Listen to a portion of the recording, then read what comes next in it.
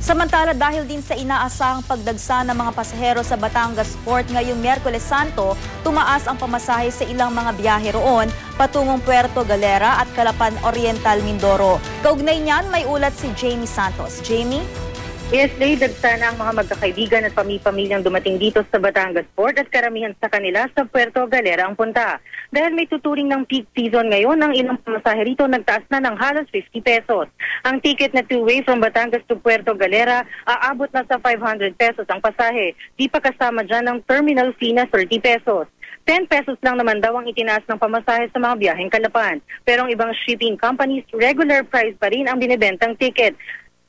Ang 180 pesos ang one-way ticket patungong Calapan. Sa mga estudyante naman, 153 pesos ang tingil at sa mga senior citizen, 128 pesos ang biyaheng Calapan. Kailangan lang magpakita ng ID ang mga estudyante at senior citizen. Ang iba naman may promo fare na Batangas to Calapan sa halagang 192 pesos kasama na dyan ang terminal fee.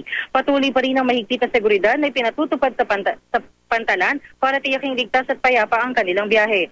Sa mga nais namang humabol na biyahe pauwi sa kanilang probinsya, hanggang tanghali ng Biyernes Santo ang operasyon ng Batangas Port at babalik sa kanilang regular na biyahe sa Sabado de Gloria. At yan ang pinaka-latest mula dito sa Batangas Port. Lay. Maraming salamat, Jamie Santos, nag-uulat live mula sa Batangas Port.